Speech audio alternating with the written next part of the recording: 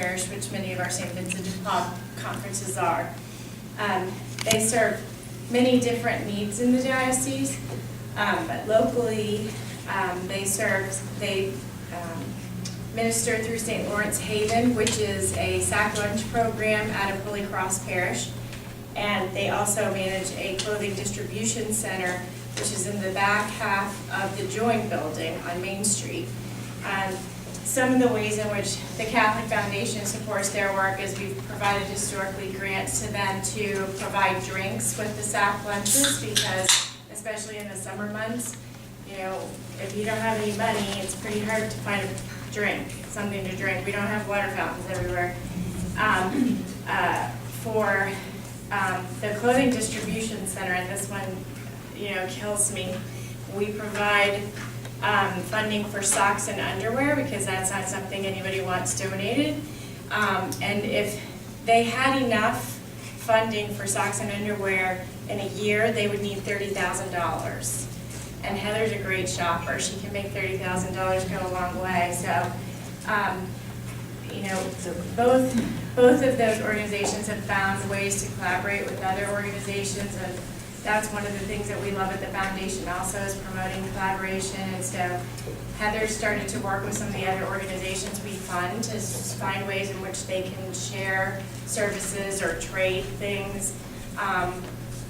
Downtown, they need a lot of more clothing for men than they do women and children, but some of like Joseph's Coat on the east side serves more women and children. That gives them the opportunity to swap clothes if they have a surplus. So I'll let Heather tell you more about their ministry, but this is Heather Spiker. She also lives in Westerville, where I do. Amy and I are kind of friends. Yes. So I was gonna let her just do the whole thing for me. She's my ear to bend when I got a bellyache too. So, like she said, we have actually 3 ministries. She missed out on one. We have Saturday delivery program also. We take groceries out to about 84 families a month that can't get out one way or another, and we take it to them. A group comes in Saturday morning, prepares it, gets it in the bag. The second group comes out about 9 o'clock in the morning, then delivers it. So they see about 84 families, probably about 315 families or so in that group. I gave you each a packet that's sitting there. You can take a look at it, but I'm just going to briefly go through it and go down. And if I start to talk too fast, ask a question. I'm usually talking to a bunch of 7th and 8th graders at the clothing center, and they get bored with me very quickly. I'll start with the clothing center. As Amy mentioned, we're open Monday through Thursday, 10 to 12. We probably see anywhere from 50 to say 75 people with children.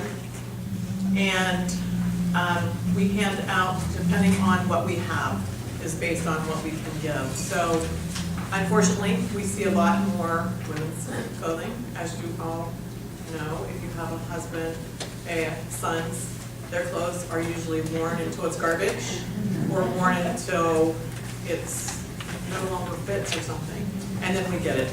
Us women, we're a completely different breed. If it's cute next season, we go buy it, and I get what you had last season. So we always have an abundance of women's stuff. So we're fortunate that way. So women can come in and get 4 outfits or 5 outfits that day. Men might only get 1 pair of pants. And it's unfortunate that way. And I feel bad for the guys, especially because they're the quickest shoppers.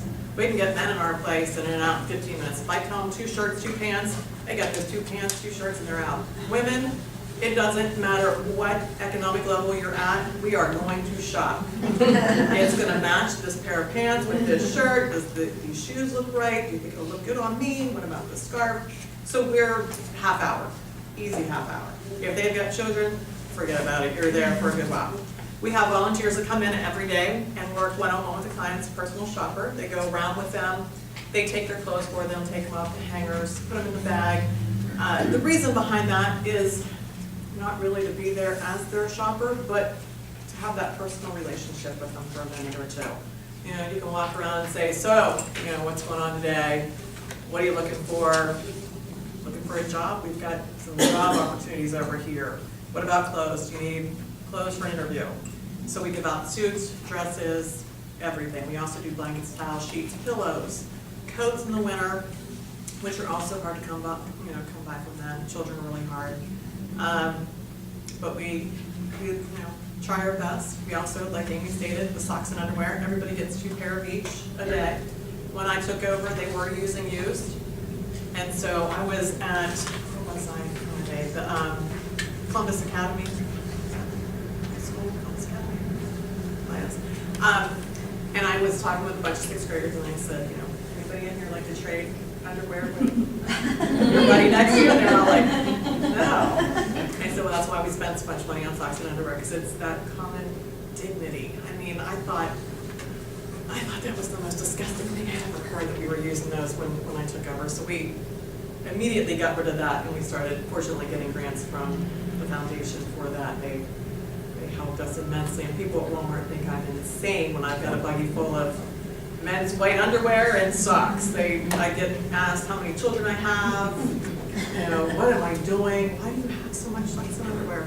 But we go through so much that we never have enough. We run out all the time. At the clothing center, we take donations every day of the week. We are there. If we're not there, they can go to Joint. It's next door. Joint will bring them over to us. We have sorters that also come in, volunteers. Let's see, switch the Haven, because I know you have 10 minutes. I could talk all day, especially if you give me a soapbox. At the Haven, we're there Monday through Friday. We do a to-go lunch program. So people can come in. We get homemade sandwiches made from various parishes. We also have sweets, breads that are donated from Costco, Giant Eagle, Kroger. We have volunteers who can pick those up on a daily basis and bring them down to us. And it'll be almost 2 years ago, we used to have food that was donated from Cindy's Vending. I don't know if any of you have heard of them, or over by on Bush Boulevard. They used to give us their day-old vending machine items. Well, they sold 2 years ago in January, and the new company refused to give it to us. So they began just throwing it in the dumpster instead of sending it our way, which created a new cause for me. Since August of last year, we've been cooking a hot meal every day. So we went from having day olds with a huge variety, which was great, but it was day olds, to now we have something that's fresh, prepared every day. It's only one item, but it's fresh every day. So I've now become, I don't want to say a chef, that's my husband's trait. You'll probably not appreciate it much, but I get to, I don't know what I call myself. I get to schedule a menu 30 days out. I have learned how to we feed between 350 and 500 people a day in those 2 hours. So I'm a huge caterer, I guess you could say. I could cater any event at this point, as long as it's spaghetti and meatballs, or chicken and mashed potatoes, or hot dogs and chips. I could do wonders. But we see anyone there. All 3 of our locations are all the same. There is no financial requirement. All you have to do at either the clothing center or the Haven is show up and eat. We do ask at the Haven or at the clothing center that you do bring in forms of ID. That's just to make sure that you're who you are and that you have the children that you say you have, because we are so limited on the things we have. And I think that's about it. Does anybody have any questions? Heather, can you tell them the hours of operation? At Haven? At both. We're at 10 to 12, I think I said that on the clothing center, 1:30 to 3:30 at the Haven. And one other thing that we're doing there this week is, or next week, I get crazier, I think, every year. There's some new idea that comes into my head, and some days I wish I wasn't as crazy as I am. But we, now when we're closed, because for my volunteers' sake, we close on certain days, holidays. We'll be closed next Thursday and Friday at the Haven. And last year, I had an older gentleman came in, and one of my volunteers, it was for a holiday, we were going to be closed the next day, and I can't remember what holiday, and she said, "How are you going to be tomorrow?" And he said, "Well, I have no choice, I'll be okay." And it about killed me. I felt like the worst person in the world because I was closed the next day.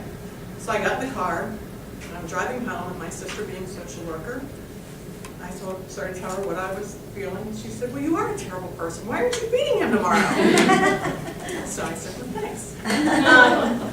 So now we feed every day. So when we're not there, we send out a bag. So if we're closed next Thursday and Friday, there will be a bag going home with them for Thursday and Friday next Wednesday. And we also make snow bags. So if tomorrow was gonna be what we were expecting last night, we'd have a snow bag today and we would have handed out 2 bags today.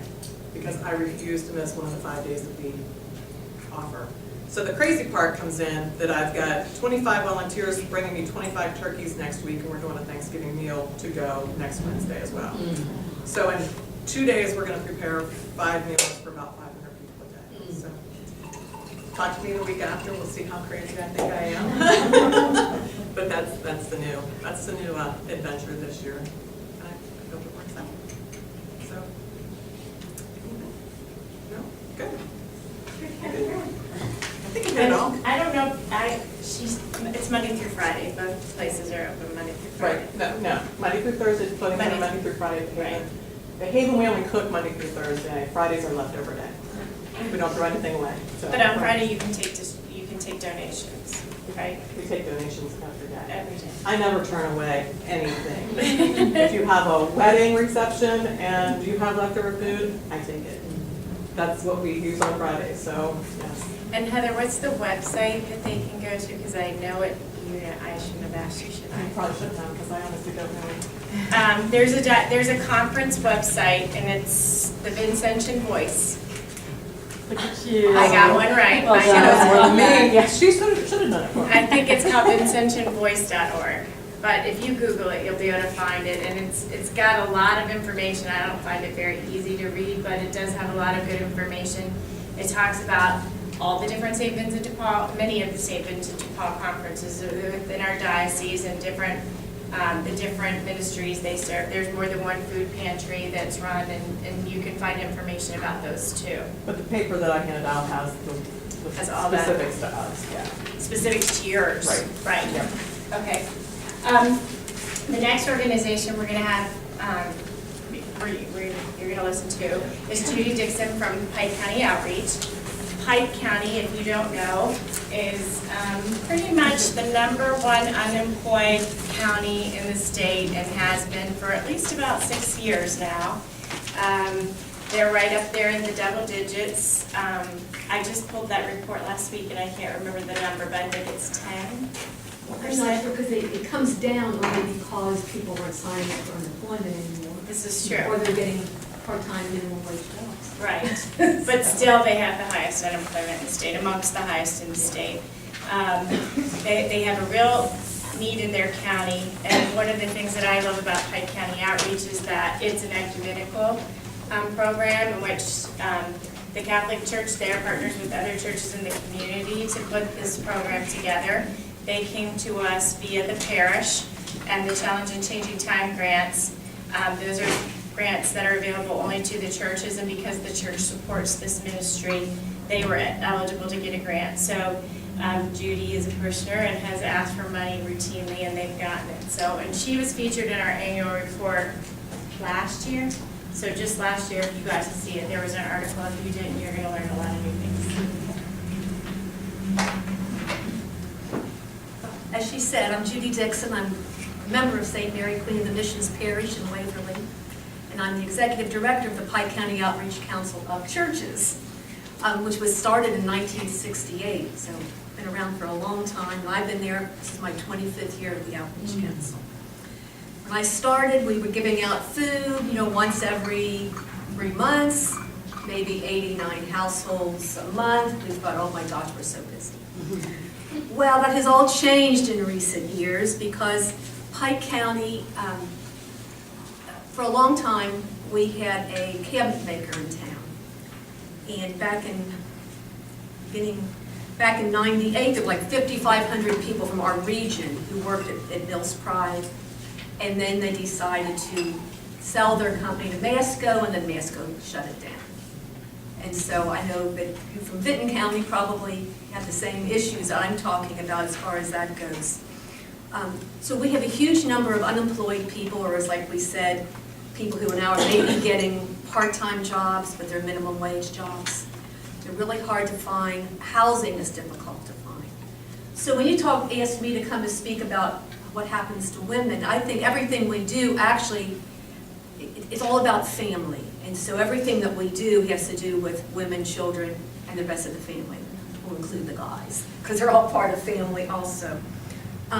We have a choice food pantry, which is open Monday through Friday, 9 to 3, Thursday evening, 6 to 8. People can come in and get food, it's choice. You can come and get food every 7 days. Like I said, we used to give out food once every 3 months. Our local community action also gave out food every 3 months. And we'd get upset if you came to both places on the same day. Now we don't care. We both give out food once every 7 days. We give about maybe 30 pounds of food, about 120 pounds of food a month we're giving to families. So we're always looking for donations of food, you know, money to buy food. We do use the Free Store Food Bank out of Cincinnati. When I first started, right after I started, they changed us from the Mid-Ohio one here to the Cincinnati Food Bank. So we spend a lot of money buying food from the food bank. It used to be like 11 cents a pound. A lot of what we get now is retail, or right below retail. So that's a big issue. We've had people come into the pantry.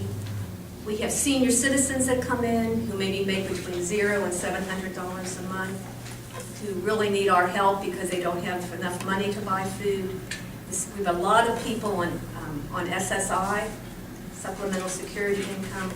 Most folks on that make, I think, maybe $720 a month. Some households are surviving on that much money every month. We have of course, a lot of families with children. I wrote down here, and you all have this, but last year we fed an average of 999 households a month. Now that's duplicated. So we're feeding like 3,000 people a month. Pike County is very small. There's under 30,000 people in the county. And we are feeding a lot of them.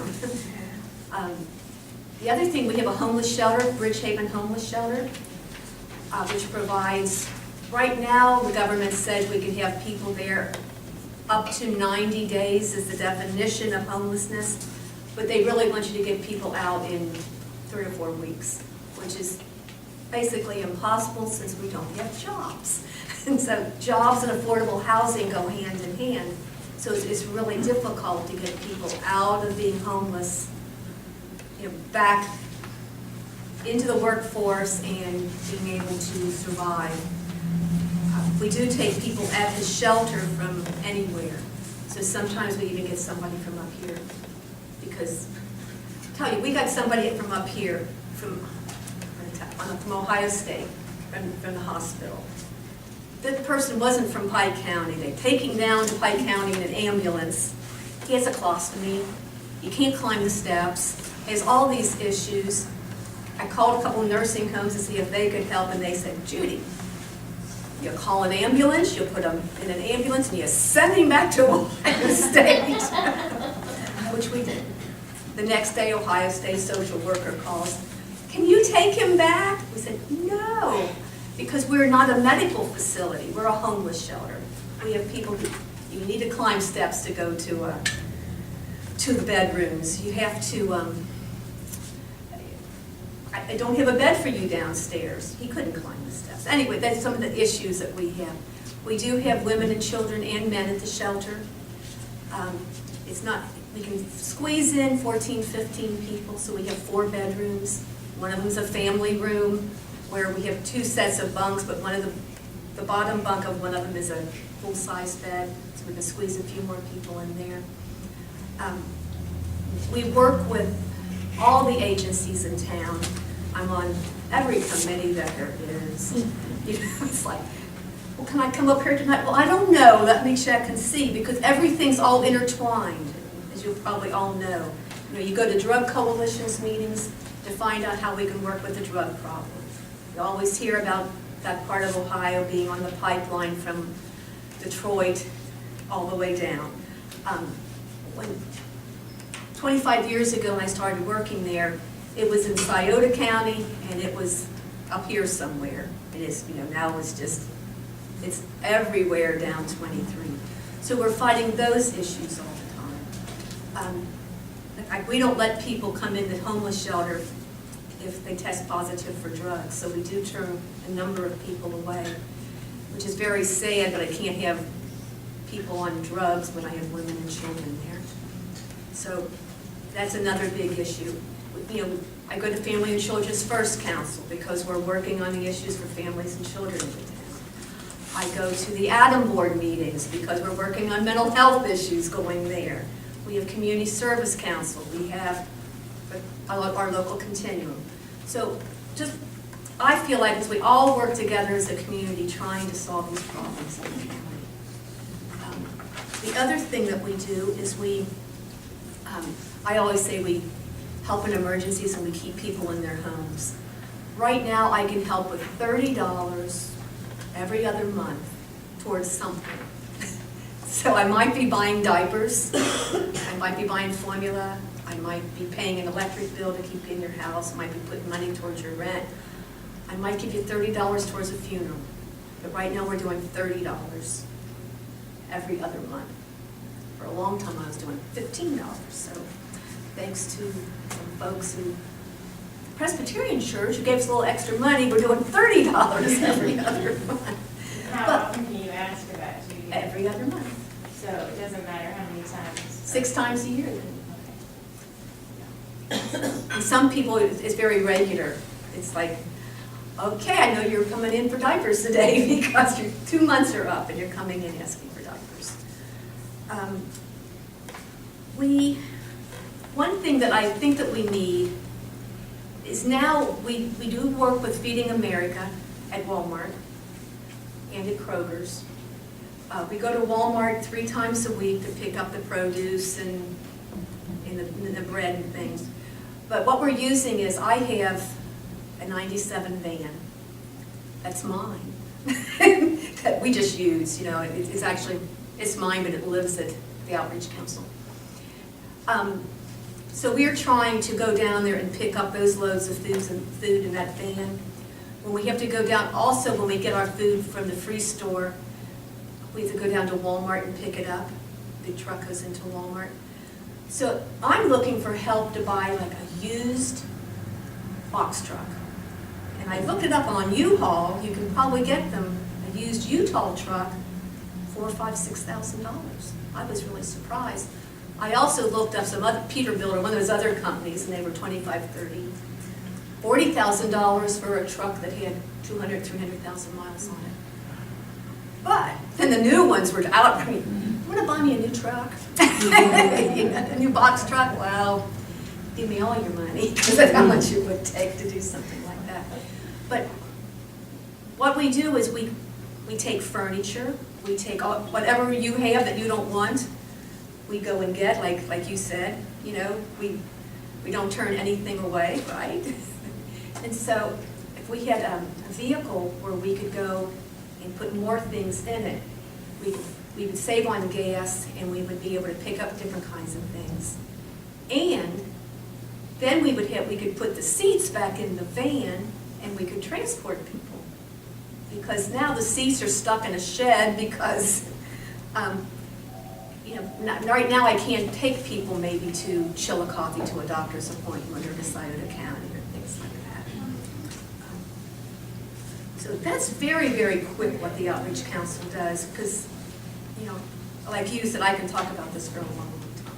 So why don't you ask me questions if there's anything you'd like to know. You know, Judy, I'd just like to say something to Amy. The foundation has done trips. You know, I've gone to Cincinnati to the, we went to the museum, saw the treasures, the Vatican treasures.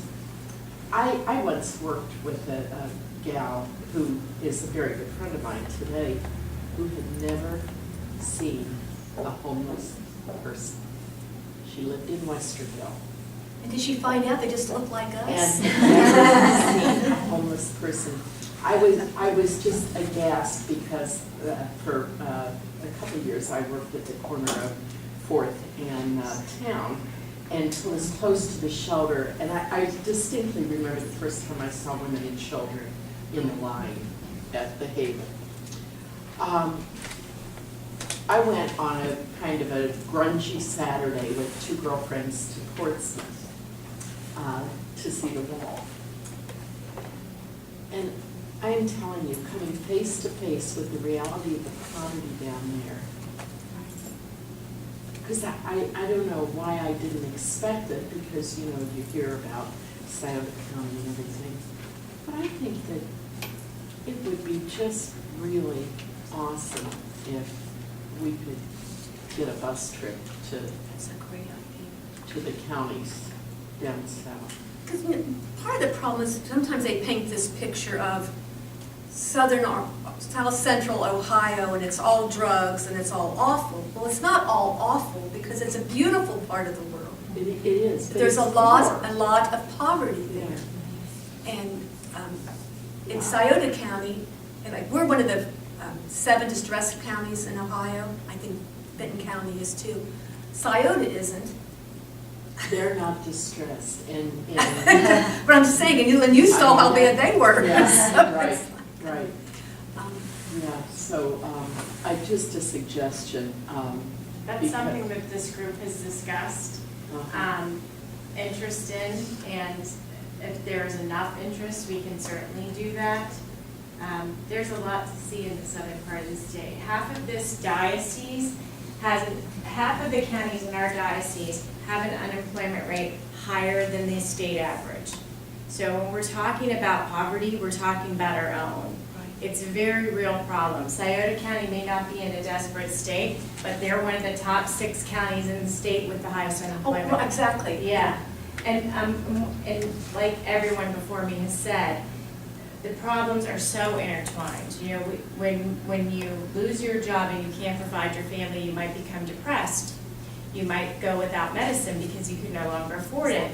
That you might start buying illegal drugs off the street because you're self-medicating, Or start selling illegal drugs to just get to money. provide money, which is that is a big problem in the southern part of the state. Mhm. People are buying and selling prescription medication now as an income, a family income, as a means of living. So, you know, and then with drugs and alcohol, a lot of times comes abuse, and it's a horrible vicious cycle. So when we talk about poverty, it's not just about, I don't know where my next meal's gonna come from, but I don't know what we're gonna do the next day and the day after that. And a lot of the organizations that we fund see that regularly. Yeah. The whole housing issue, some of the places where people are living are just terrible. But we don't have a lot of affordable housing. And because we're small, then you can't always get the grants to be able to build more places because they say, or even have other money to help people. It's like, well, you don't have enough people in your county that we're only going to give you, this amount of money to take care of everybody, and it's not enough, because there's just too many variables right now with what's happening with our communities. We're hoping that some people will come down and start a business in Pike County, okay? Hire all my people, and I can retire. That would be great. Right. Any other questions for Judy? Okay, so. I'm sorry, I actually have a question. So it's a ecumenical program, is it the only program of that sort in Pike County or in your little town? Right. The Outreach Council was started, like I said, opened in 1968. It was the Presbyterians, the Catholics, the Methodists, and community people who saw this need. And we really don't even have a ministerial association. There used to be one, but only a few pastors were coming. And then, like we would have Ash Wednesday at St. Mary's. Well, then some of the Methodists wanted to have their own little service on Ash Wednesday. I was like, come on, we want to do this ecumenical thing. But, right, we are it's the only one in our area. Any other questions? Okay, well, it's now Thanks for listening. Lisa Rice's turn to talk about the Bishop Griffin Center. This is another great organization. It was born out of St. Vincent de Paul Society and is now its own ministry. It's on Christ the King. Oh, you are still St. Vincent? We're under the umbrella. Oh, okay. We're a special works conference. Oh, okay. That isn't always in our, that didn't always go. I thought you guys separated now. So you're still under their 501c3 too, Mhm. also? Okay, good to know. I don't pay attention to those numbers, we have them in the system, so. Anyway, it's a great ministry. It's on Christ the King campus, which is east side on Livingston Avenue, in the old rectory there. And they provide many services, but mostly it's food and clothing. They also started a great collaborative effort with some other organizations in the area whom we've provided funding to, which reminds me, talk to me about the box truck duty, because I know somebody, well, we provided funding for that through a challenge grant, and they've gotten 2 since that time. Not with all the money that we gave them, they found other resources in addition to what we gave them, but I think they got old Penske trucks, and I'm not sure how they got them, but I can put you in touch with the guys that helped on their board to get those trucks. So, and Lisa's a beneficiary of the trucks herself with her organization and furniture delivery, and I'll let her tell you more about that. But Bishop Griffin Center is a great organization. Are you still open Mondays and Fridays? Yes. Need volunteers, I'm sure. Mhm. So they're open Mondays and Fridays, or Wednesdays and Fridays, I'm sorry. Oh, yeah. Wednesday and Friday. And I'll let her tell you more about it, but it's a great organization. And young, one of the younger ones. We started in 2007, and we're on the, we're on the east side, we're on the edge of Bexley, Berwick area, and I think still there are people that are amazed that there's a need for a pantry there. They think, oh my goodness, there isn't a need there. But there really is. It's an area very much surrounded on every side by a great deal of need. I've always told people, if you cross James Road, you're in another, it's just like a whole other world. And it's very, very close to us. And we just met like 2 blocks from there. So on the one side you have Bexley, and then you cross over, and it's very, very tough. Listening to both Judy talk and to Heather talk, we're very similar. When I looked at the pictures Heather had put together, we see a lot of similarities. I think you see a lot more street people and a lot more people just so desperate that way. We see an awful lot of families. One of the people that make up a lot of the folks that come to see us are, we call the working poor. They're working, they're underemployed. A number of them just tell me, too, when they come in, they just said, oh, this is just so hard. I used to do what you do. I used to come in, and I used to love to do this at my church, and when I get back on my feet, I'm going to do that again. And I said, well, I think it just keeps going around like that. And I know that they're giving more to people around them. It just keeps giving and giving, but we do see an awful lot of that. We see generational poverty, too. And really, when we look at women, we're very similar to what Judy had said. We just families, and poverty affects everything. But we see a lot of single moms. I think most of the moms we see are single moms. It's really tough. And if there's one need that we really see that's just really glaring, is we've learned that every week in Ohio, 3 babies die from unsafe sleeping conditions. And the areas that we serve are among the highest with infant mortality.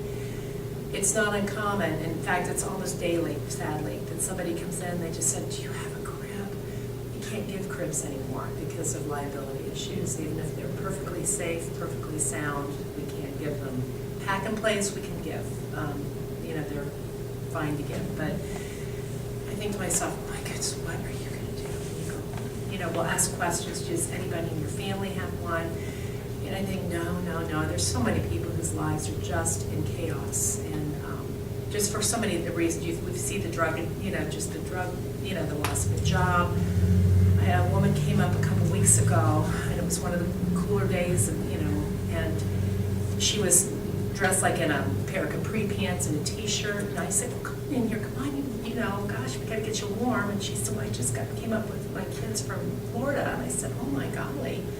I said, it's unfortunately the weather being what it is, you're coming right at our least hospitable time. And she said, well, I said, do you have family here? And she said, no.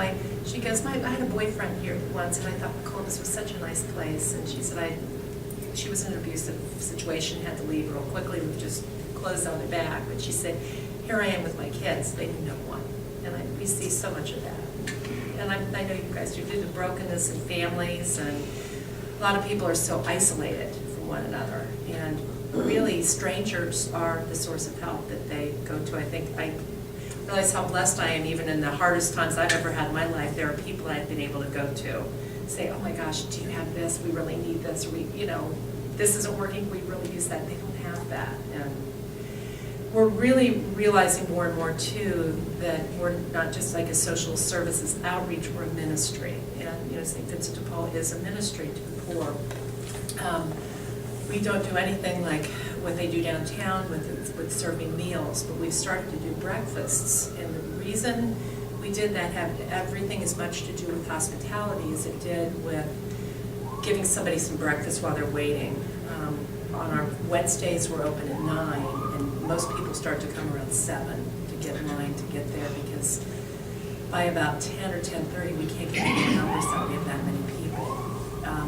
We're presently seeing about 2,000 to 2,400 people a month. It is just staggering that way, but we just have realized the more we sit and talk to people, how precious it is when one other person just sits down and just says, what's going on? I mean, if they want to talk, if they want to share. And we've found what a wonderful thing that is to do over a cup of coffee. So we're not just serving the food. We are making the food. We have a group of volunteers that specifically comes in to do that. They're making the food, and then we've got our volunteers coming to sit down with people, just break bread together, just to be there, have a cup of coffee with somebody, just say, oh, let me get you another cup of coffee, sit, talk about. And that's when we can pray with people, we can offer any help we've heard about jobs or job fairs coming up. I was thrilled to get the job fair. As soon as I got that, I started copying it, right away. We were starting to get those out last Friday. And that's always hopeful. Again, being St. Vincent, we've had parishes who are very good to us, and we're able to get food. The only thing we do is we buy food. We're all volunteers there. So we buy food from Mid-Ohio, and everything else we give is donated. In the clothing and household goods pantry, we have a ton of clothing. It's the same thing, a lot of women's clothing, very little men's clothing, and the children's clothing goes like that. As soon as it comes in, it's just gone. And we do have household goods, which comes, really in handy with people. Pots, pans, dishes, sheets, towels, everything is, gently used. Again, we can't keep that in. We cannot. I could get cases and cases of pots and pans, and we could easily get them out by the end of a 2-hour period. That's how quickly they go and how much the need is. So I'm always letting people know whatever parish you're in, just like with the needs with Judy and Heather, and Lisa. Just even getting the word out to people that oh, I know this group. If you've got young moms in your parish, they don't need a pack and play anymore. Boy, do I know somebody who could use that. Or clothing. Boy, if you've got an extra man's coat in your closet, we know someplace that could really use that. And so we've been very fortunate with that. I think when we talk about the babies, which is with pack and plays, that's just such a huge, huge need. I know the cribs are very expensive. That would be a wonderful thing to have, but the pack and plays are easy. You can fold them up. They can really last a while. It's not just for a little, it's not like a bassinet with a tiny little infant. They'll go for a while. But again, we just see when we talk about children dying, we see parents will say, well, he's been sleeping in bed with his brothers and sisters, and it's like a month-old baby. Or on the floor, or on a cushion. You're thinking, oh my goodness, that's just a hard thing. So,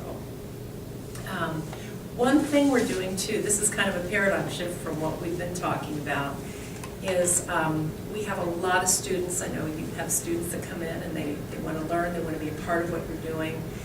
And they've been coming in and they love it. They're just engaged. Their eyes open. And I was talking with a good friend of mine who's adopted some families in Guatemala, and she had come back from a trip there, and she said, oh my gosh, there's no need here like there is in Guatemala. Like, I know, Julie, you define need in Pike County that's different than what we see here. You see that as well. She was talking about Guatemala. She said, you you just wouldn't even begin to understand what, what we're seeing there. And she just said, I wish I could just teach our kids more about that type of need and what we have. And then we started talking about that, and she said, I just wish we could do more. We got into a conversation about that, and they said, well, we can really reach out here. We can just do something more here, I mean, at least we're giving, we're getting this kids learning. And so we've got, how can we bring all this together with the Bishop Griffin Center right in our midst?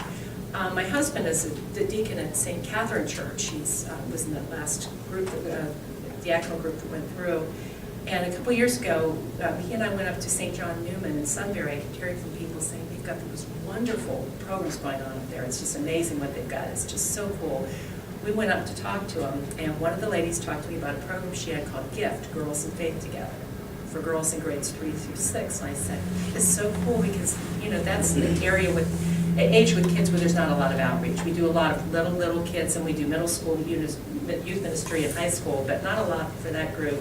They're kind of going into junior high years, a lot of, changes in their lives. That's a wonderful time to be able to engage them. Kind of tucked that back in the back of my mind, and then when we were talking about this with the Griffin Center, I started thinking, what if we could engage GIFT, that same premise, and bring it to the center where there's a lot of girls that come in that have no real faith formation, and they don't have a church that they go to, and they're not able to do brownie troops like our girls can do, or soccer teams and other things that are great opportunities and wonderful things girls can get involved in. And we just kept talking and it's really taken off. We started, it went later on, I just found these, just when we got started, the things we were giving to priests, in our deanery area to try and get the word out. I've got them right here if you want to take a look at it, but we're now seeing about, we started at the Bishop Griffin Center, and the thought was to get, let me do this real quick. We just said, well, what happens at the place where girls from different parishes, different backgrounds, different cultures, but the same Catholic faith come together? What would happen if we really started to get the girls together like that?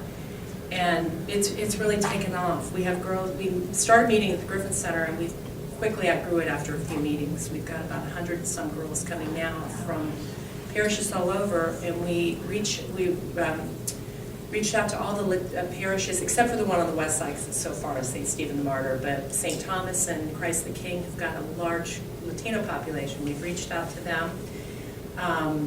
My friend who has the families in Guatemala is bilingual, which is wonderful, so she can communicate real well. And then all the surrounding parishes where the kids, again, can't join, sports teams, they don't have as many opportunities, bringing those kids together. And for some of the kids who's come from a little bit more comfortable background, they're really looking at poverty and things that, some people like to just not quite look at, that's right in front of them. And we realized too that if we're at the Bishop Griffin Center or right there, right in the surrounding area, it levels the playing field. So we're not inviting some girls to come to this nice parish over here, nicer, whatever, but the girls are going there, and everybody's kind of on the same place, the same kind of a, background. But we're meeting right now in the Undercroft of Christ the King Church, and because we have so many, and the girls come over and they serve at the Griffin Center. Our newest, we're going to do a gift on this Friday, and they're going to come over and serve hot dogs to people waiting in line, people waiting to come in. And they're going to make little Thanksgiving treats for people, like out of Oreo cookies, and you make like little turkeys out of them, just that's something they can take home. But we're very intentional with the girls talking about, part of what we, a big part of what we do as Catholics is we reach out and we really serve. And before we get doing that, we really are intentional too about, we're giving a lesson from the catechism each week so they understand what it really means to be a Catholic, and what does all this stuff mean, so they're more grounded in who they are before they go to the next level and take it out. The girls have come up with an idea coming this summer. The Gift Girls want to put on a series of art classes in some of the trailer parks that are in communities that are served by the Bishop Griffin Center. And they want to and they've come up with some really neat ideas, and we've gotten a lot of supplies donated for that. And then games, even just some of the, some cool new games that are, and then all this stuff is like free, they can come in and it's free, it's games that are free, you know, that they can get, do active things, artistic things. Because again, a lot of these kids in the trailers, they go nowhere in the summer. I mean, they don't go to park systems and there's no transportation, they're just right there. But it was really neat to see the girls. I think maybe that's an upward thing, but the other things that are so hard is getting these young people really engaged in that. They also want to put on a vacation Bible school at St. Thomas Parish. And there's, again, this area is surrounded by a lot of need, a lot of Latino families there. So we're working on that. We're right now just kind of talking to see if we can get that going. And so I guess it's just, it is like you guys have said too, and I know we're going to hear more. There's such great need out there. I'm grateful for the Catholic Foundation for being used, you know, letting it bring us to light and collaborate. And so, any questions? Or yeah, are there any questions? I have one. When you take donations, do you take them at your location or under St. Vincent de Paul? We take it right at our location. We have our nonprofit status through St. Vincent de Paul. We're called a special conference. Like the parishes that have a St. Vincent de Paul conference, it's called a conference, like St. Vincent de Paul. We're just like that, only we're called special work, because we're made up of a group of parishes. So, you know, we're at Christ the King. St. Vincent de Paul, you wouldn't necessarily get it, but if we brought it to you. If you brought it to us, right, Okay. we're right next to Christ the King School, or the All Saints Academy now, at the corner of Wellesley and Livingston. And whenever we're open, you're welcome to bring donations. We have people that run out to get them for you. I apologize, our brochures are all they're at the printer, and I wasn't able to get them back. We have a website, it's bishopgriffincenter.com. And all of that is on there, and they very quickly go. They find a happy, any donation finds a happy new home real quickly. Anybody has any questions? So you serve Christ the King Parish, is St. Thomas? Well, that's through the GIFT program, and actually, and the GIFT program too is for any girl that comes to the Griffin Center with her family member shopping. We're real intentional about being close to there, so we can go up and just say, would you like to join us? The girls are having a game, and they're doing this, or they're making an art project, they're having a snack. Check with the mom, and we're very close. We're right next door to Christ the King, so the girls are often able to come right over there, and that gives the mom some time to shop a little bit. And you know, we invite the girls back, and but it's the area we serve the zip codes 43209, 43213. 43219, 43227, and 43232, which is really a huge area. We go up as north as Linden, west toward Bexley, east to all the areas that just aren't like Pickerington or Baltimore, you know, just Roadport, other areas, and then south of there, and then the 43209, you know, area close to us. And anybody can come, just like downtown. Yeah, you don't check zip codes, do you? No, those are the areas we do. We didn't used to. Okay. But, you know, the thing we found out too, we just realized sustainability-wise that we could not do that. We're almost at the numbers now of where we were when we saw anybody in Franklin. And that's how much the needs really grown there, so. So I don't know if any of you are aware of that, but many of the pantries require that you bring proof of residence within a zip code area in order to get services there. Because they realize that the needs are great and people will go shopping in multiple places. So we ask for a picture ID, proof of how many people live in the residence, and then something like a bill, or it could be a school record, anything that just says this is this person and this is the address where they live.